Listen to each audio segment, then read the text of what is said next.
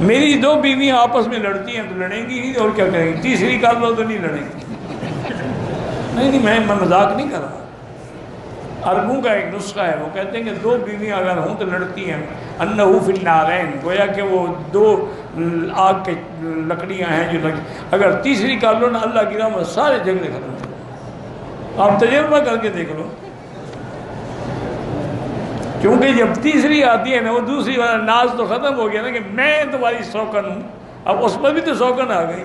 پہلی خوش ہو جاتی، اچھا مجھے تنگ کرتی تھی، آ گئی نا تمہارے اوپر، وہ سب ٹھیک ہو جاتا ہے۔ لیکن اگر طاقت ہو خرچے کی بھی اور ان کے حقوق ادا کرنے کی، حقوق ادا نہ کر سکیں، خرچہ نہ ہو، پھر کبھی دوسری شادی بھی نہ کریں، تیسری تو تیسری رہ گئی۔ میرے ایک دوست تھے، وہ بڑی پرانی بات، میرے خیال میں اب تو فوت ہو گیا ہوگا، اللہ اگر زندہ ہے تو اللہ اس کو صحت و شفا دے، فوت ہو گیا تو مغفرت کرے۔ اس نے بڑھاپے میں شادی کی، کوئی پیسے شیسے آ گئے، فصل شصل اچھا ہو گیا۔ اس نے مجھے نہیں بتایا، کسی نے مجھے بتایا۔ میں نے اس سے پوچھا، انہوں نے کہا چاچا سنا شادی کی ہے، کیا حال ہے، ٹھیک ہو، خوش ہو؟ انہوں نے کہا حضرت میں تو صرف خوش نہیں، محلے والے خوش ہیں۔ میں نے کہا کیا مطلب؟ انہوں نے کہا میں تو بیوی کے قابل نہیں، فائدہ تو محلے والے اٹھا رہے ہیں۔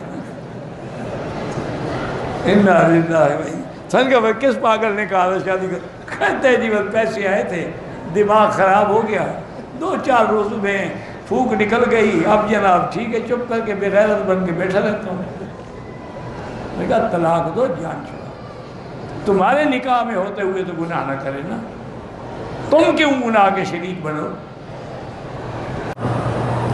کہتے ہیں جی کہ میرے شوہر نے کویت میں شادی کی ہوئی ہے، 11 سال کے بعد مجھے پتہ چلا ہے، میرے پاس پاکستان میں 3 سال کے بعد 1 مہینے کے لیے آتا ہے۔ یہ ناانصافی ہے، ظلم ہے، اس کو چاہیے کہ جتنا اس بیوی کو وقت دیتا ہے اتنا پہلی بیوی کو بھی وقت دے۔ اگر انصاف نہیں کرے گا تو قیامت میں فالج زدہ اٹھے گا۔ اب دیکھیں کہ حضور صلی اللہ علیہ وسلم پابندی نہیں تھی، اللہ نے آپ کو اجازت دی تھی، لیکن اس کے باوجود بھی حضور نے نوبہ بنایا ہوا تھا کہ یہ دن فلاں بیوی کا ہے، یہ فلاں کا ہے، یہ فلاں کا ہے، یہ فلاں کا ہے۔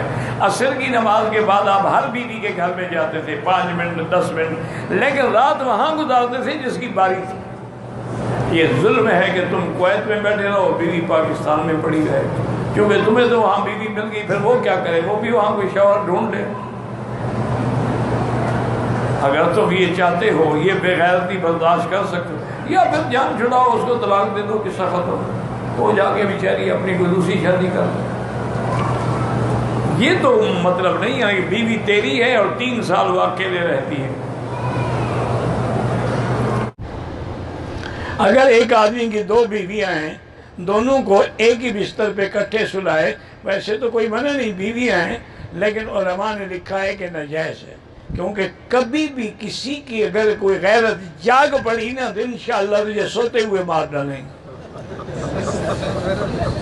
صبح کو لوگ اللہ کی رحمت سے جنازہ ہی اٹھائیں گے کہ شہید نساء، عورتوں کا شہید ہو گیا ہے۔